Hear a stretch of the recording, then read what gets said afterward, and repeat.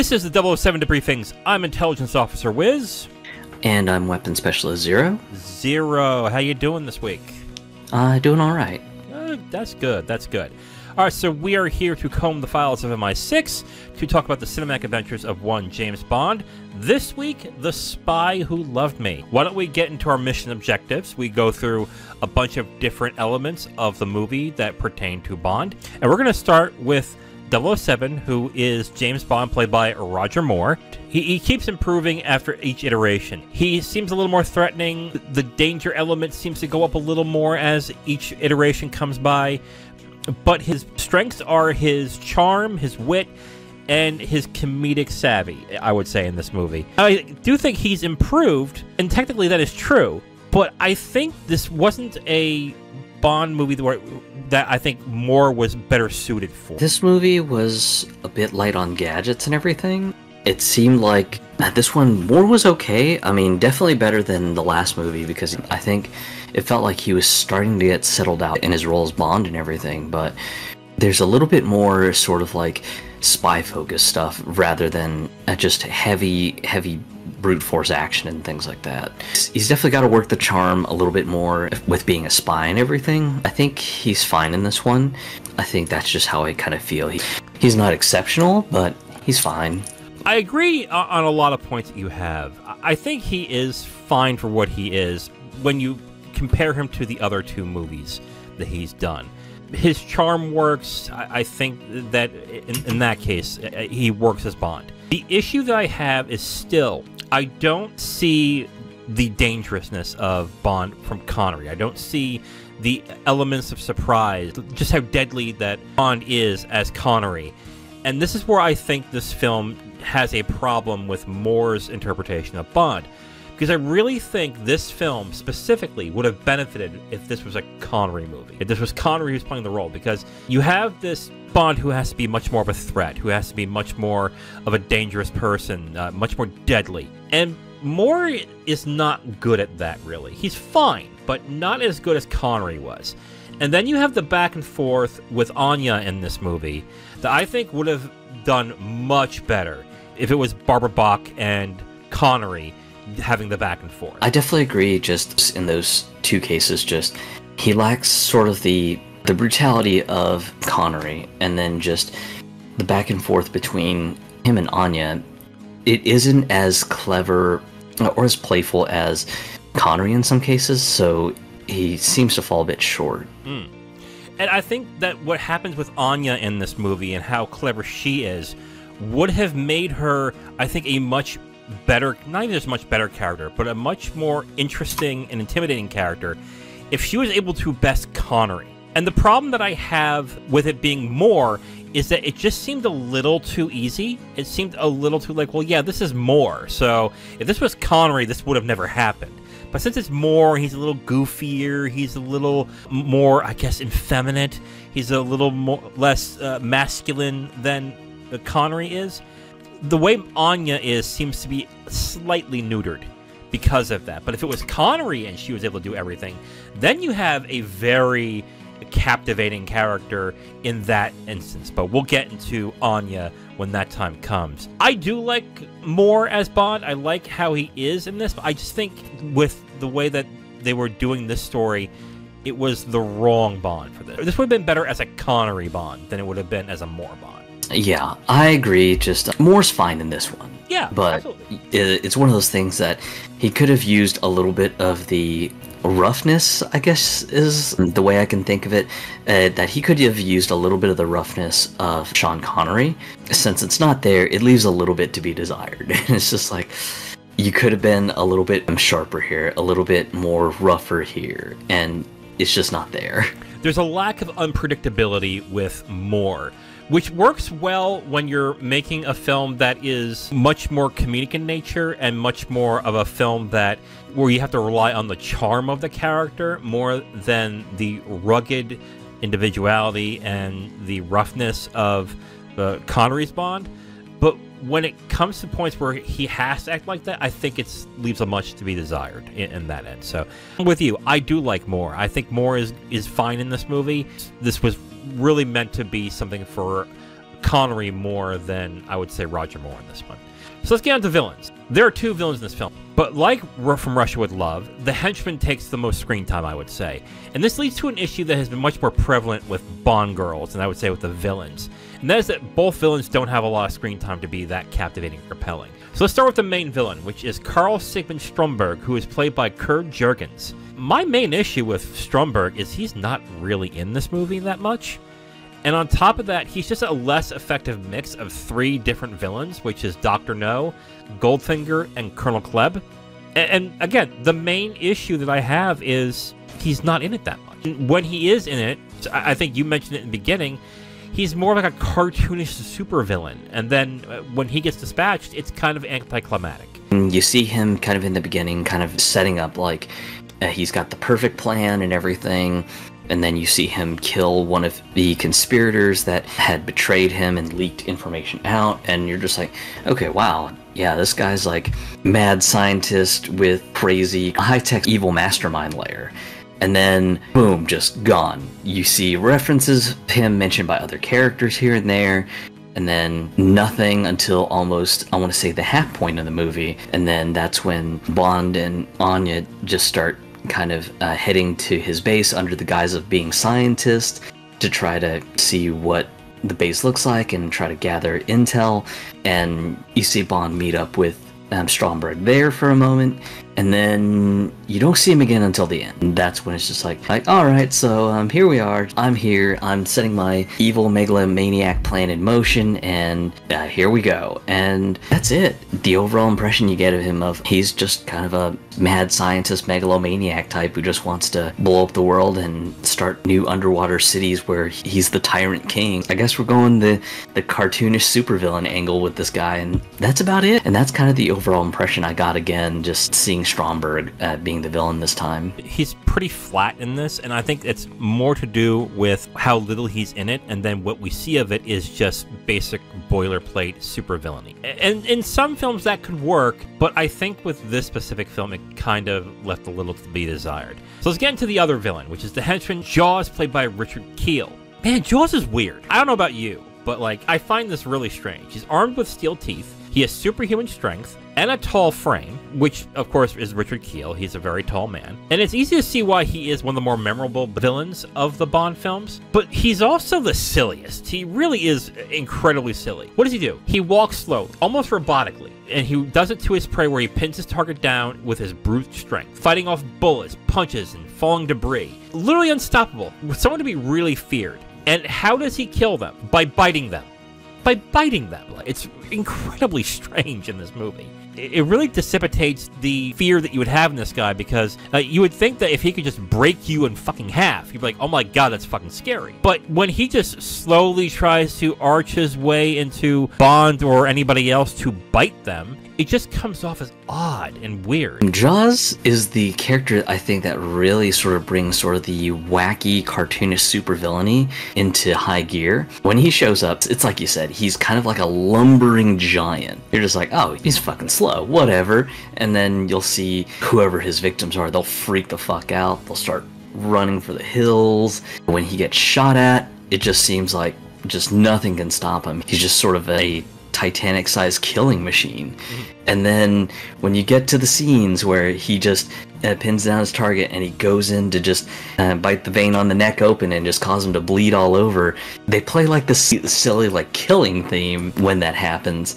And this is where it kind of gets into cartoonish. That vein's got a lot of fucking pressure. Yeah. So for him to bite it and then come out clean shirt and no mess, it's just kind of like, yeah, I don't think that's how that works. And kind of even further getting into the goofiness of this, the victims that do succumb to this bite attack, they've got just, you know, little splotch of blood on like their jacket or whatever clothes they've got. Just like, no, if he were to bite them on that vein on the neck, there would be blood fucking everywhere. Yeah. If you are the type of person who likes the Bond movies to be silly and a little less serious, this might not be an issue for you. I want to say that right off the rip. But I also want to point out another thing too, Zero. In Goldfinger, you really like the henchman of Oddjob. Technically, Oddjob is a bit of the same thing. Superhuman strength, doesn't talk, kind of strange and weird, but you liked Oddjob. What is the difference between Oddjob and Jaws where you like Oddjob, but you don't like Jaws so much? I think with Oddjob, it's just more that he just comes off as a strongman. Okay. And he's sort of like the strongman henchman, whereas Jaws, you've got a guy with like fucking metal teeth, and he starts off so imposing, and then the way that he gets to the kill is just sort of goofy. That's where I take a little bit of issue with Jaws. Don't get me wrong, I mean, the imposing moments, oh, good lord, he's imposing, especially since the actor who plays him is really fucking tall. Richard Kiel, he's really fucking tall. I think he's almost like 7 foot something. I think it was 7'2" is what his height was. Yes, 7'3" and 7'2" is what I'm seeing. But just he's really fucking tall, and you see this henchman, super imposing, super tall, metal teeth, kind of an imposing sight. The way he goes about his killing, it's kind of goofy.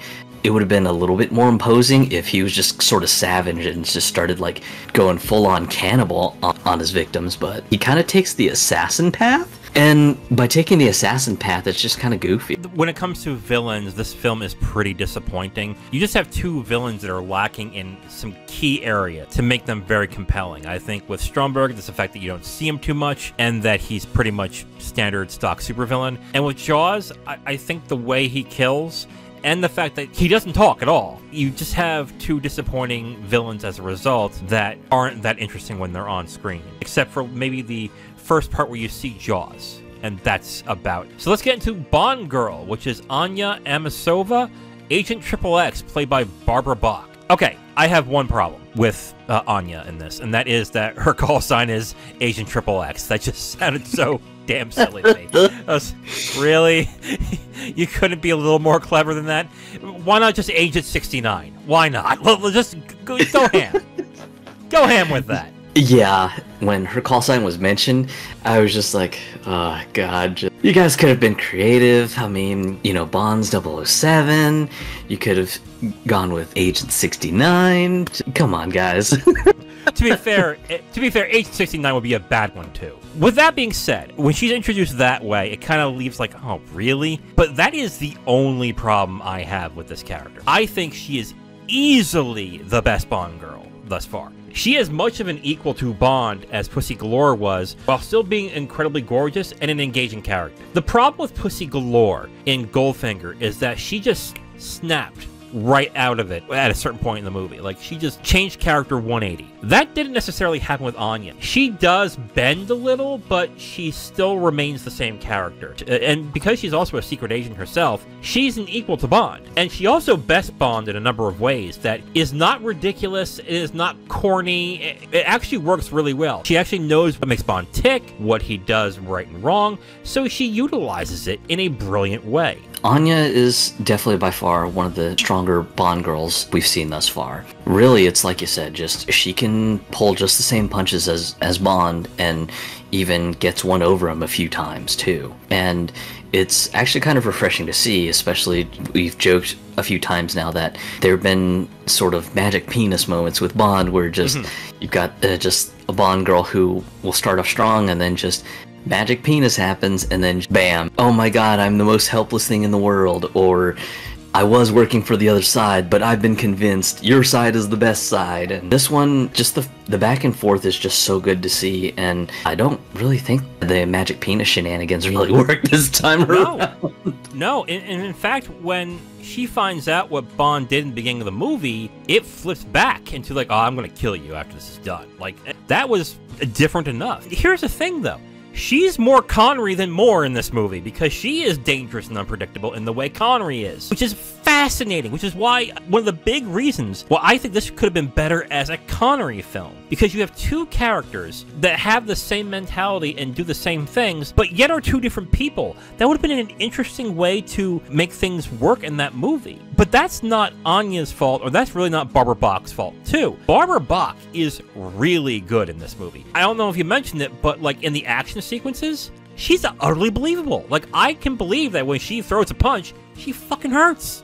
When she hits the person that towards the end of the movie, I didn't have a hard time believing it. I was like, oh yeah, she kicks ass. I get it. Like, on top of that too, utterly gorgeous, sexy, desirable, enticing, and yet dangerous and capable. She is the best Bond girl to me so far. I don't know how it's going to turn out with the others, but my favorite right now. At the end, I would have liked to have seen a little bit more of a struggle instead of just her just giving in to Bond's last final wish, because she gets into like cold-blooded executioner mode at the end of the movie. I know, it was good too. And just Bond's like, it is customary for a prisoner to have like their last request granted. And then that's kind of when magic penis shenanigans sort of happened. It's just like, damn it, there could have been an actual fight for a bit. Maybe it's for them to wrestle around for a bit, and then, you know, maybe the charm gets turned on and she kind of falls for him at that point. Would have been a little bit more believable. That's just sort of my sort of creative difference on how the ending could have been. But the only way for the magic penis thing to not be a thing is if she never gave in at all. Like, if you would have had the scene where he's like, well, darling, I guess it's time to, you know, comb the depths of Siberia. I don't know. I'm not that clever. And yeah. And she goes like, you're lucky I don't kill you, and then walks off. I guess that could have worked to a certain extent, but I don't know. Like, I'm of two ways. I understand what you're saying, and I kind of agree with you. It would have been a little bit better if she either teased him and rebuffed, or she just flat out said, nah, I don't think so. You killed my husband. Fuck you. I get what you're saying. You are right to a certain extent, but I'm not as bothered as I think I might have been with others, so... Yeah, I mean, it's not a deal breaker. It's kind of one of those, this could have been scripted a little bit better to show that she's still pretty deadly serious. And yeah, you know, maybe after kind of wrestling around with each other, just maybe the charm gets turned on and she's like, you know, on second thought, yeah, I don't think there's a need to kill you. And then they kind of, you know, have some more fun and then get caught by the British Navy doing the thing. Yeah, it's always bad when the British Navy finds you. Yeah. Spy action. I'll put it this way, with the exception of the beginning ski scenes in the film, I think the action's pretty damn tight. Gunfights, vehicle scenes, spy sequences, all well done, and they get better as the new films come up. I think even fight scenes involving both Bond and Anya are very well done. With the exception of fight scenes involving Jaws, which are just goofy as hell. Overall, it's a further improvement on things. There are some green screen shenanigans going on with some of the vehicle scenes involving the Lotus, but they're definitely getting better. It's definitely blending a little bit better, but this one is yet another one where they focus a lot more on just practical effects, which is great to see. And the ski scene is a little bit goofy. You've got like backflips and stuff like that, and you're just like, okay, we're showboating a bit. I get it. Yeah. Just to correct you, we've had comments on this before, and I've said it on our comments. It's not a green screen; it's projection. I think it's called rear view projection. Okay. So I just want to. I know what you mean. I get what you're saying. I know you know it, but like green screen and projection are usually two things that get mixed up. So it's projection. That's fair. The ski sequences are kind of goofy. Here's the thing that I've noticed in this film. Okay.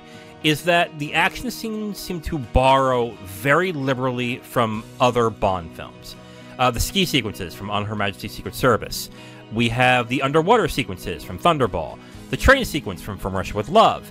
We also have the deadly henchmen that needed to be defeated using elements outside of bullets and fighting, which was in Goldfinger. The film seems to take in a lot of those elements and basically make it into its own movie with this. I don't think that's necessarily bad technically. It's just way too familiar. I can definitely see the angle you're going with. It almost feels like a compilation of the greatest hits from some of the action sequences, and I can definitely see that. And it's definitely not a bad thing, especially since some of the action sequences that it does sort of borrow from are really good action sequences. It definitely doesn't do anything to sort of push the needle forward or do anything grand and brand new. I think a great example would be the last movie where we had the amazing corkscrew jump, the one that was ruined by the freaking slide whistle. Oh God. Calm down. We get it. You don't like the slide whistle. I get it.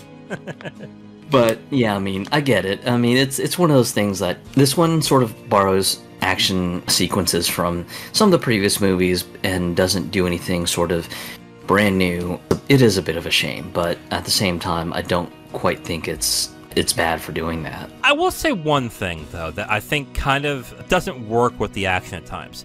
The music. Pretty much described as 70s porn chic. And with the... Okay, wow, okay.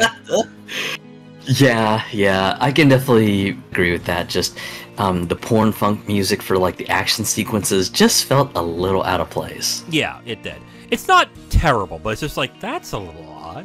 It's entertaining, the action sequences. I think the spy elements are pretty good too. But it's just not as exciting as it was in other films because they just borrow liberally from those. Yeah, definitely agreed. Okay.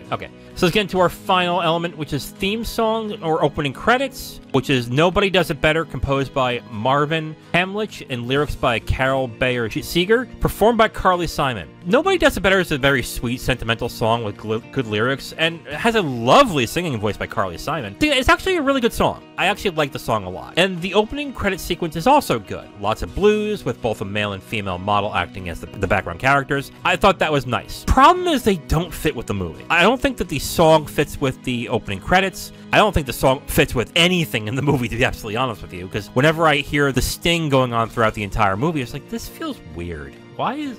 I like the song. I like the opening credits. I just don't think they fit with the movie. I have the same sentiment. I think just musically, it's fantastic, but thematically, it is just not a good fit. Not all. But again, it's weird. I like both. I like both the opening credit sequence, and I also like the song. But yeah, like, in a Bond movie? If this had a lot more to do with the romance angle of the film, then I'd be like, oh, okay, I kind of understand. There's not much romance in this movie. There is a little bit, but it's not, like, overpowering the film. It's not, like, the big thing. And thankfully, this is kind of a step up from the last movie's song, which was not really that great. No, it was not. Okay, so conclusion time. Zero, why don't you go first? What is your conclusion for the film? I think this is a mission accomplished. The best way that I can kind of sum this up is it is a little bit on the cartoonish side with like the mad scientist megalomaniac sort of villain, and then you've got Jaws being sort of this like super henchman that can just be impervious to everything and chooses to sort of bite into the veins of his victims and stuff like that, vampire style. But overall, just you've got fantastic action sequences, which kind of borrow inspiration from some of the previous movies, and then add into the fact that you've got a Bond girl who can go toe-to-toe with Bond and just sort of dish out the same punches he's proverbially serving up. I think it's a fantastic movie. Are there things that I think that could have been better? Maybe tune down the megalomaniac mad scientist cartoon angle, and maybe a better theme song that sort of ties into the title of the movie? Yeah, sure, but I don't think those are necessarily bad things. Some folks may find the cartoonish mad scientist supervillainy kind of fun, and yeah. I'm not gonna kind of, just bag on somebody for liking that. I mean, it's a perfectly fine thing to like. I just think it's a little bit turned up to the 11 on the cartoonish mad scientist angle, but I mean, I think the later Bonds get a little bit better with sort of reining that stuff in. I agree with your sentiment on like the fact that if you like the silliness aspect of the Bond films, that's good. That's cool, and I think that's one of the things about Bond that I didn't realize until we started going through them one by one, is that I thought there was just a set formula. You have your Bond, you have your Bond girl, you have your villain, they have sex, and they kill the villain, and that's it. And there really isn't much in between. I'm finding myself surprised that there's all these different other elements in different films that really differentiates it from other iterations of the film. And I guess that's how this film franchise has lasted so long, because they're able to mix up the formula so much in different movies. And I like that. I think that's great. I will say this, though. After I finished The Spy Who Loved Me, I was leaning to mission failure. There were elements of this that didn't work well. I think Moore's Bond is showing some cracks in it, especially when he needs to be deadly or intimidating. And I thought the villains were just incredibly lacking, and they were just too silly for me. But the action's well done, even though it's not original. And I think we've said it too, I love Barbara Bach in this film. I love Anya in this movie, and I think she is one of the best characters in a Bond film, period. I mean, we just had one of the best villains last week with The Man with the Golden Gun with Sacramanga. And now we have one of the best Bond girls in Anya in this. And I have the same problem. I just wish they were in a better movie. I just wish that they were in a much more interesting movie. Because of those elements are really good, I'm going to give it a pretty limp mission accomplished as well. I'll be honest, like, the only thing that really weighed my decision is how positive I am on Anya. I just love this character. She's probably one of the better characters of any Bond film. But that said, the silliness was a little overbearing for me, even though the action was good. Mission accomplished for me. 0 mission accomplished for you? Yeah, definitely. All right. Mission accomplished for The Spy Who Loved Me. Now, if you want my full review on this movie, you can go to my website at IamTheWiz.com. You'll have my full written review right on the site, along with a link to the video that has this review that you've just listened to. Thank you for listening to this review. If you want to know what we're reviewing in the next couple of days, you can look on the screen right now to see what's coming up next. If you like what you heard, go ahead and leave a like on this video. If you want to discuss your opinion on the film or the review itself, please leave a comment. And if you want to hear more, subscribe to the channel. Thank you again for listening. I will talk to you next time.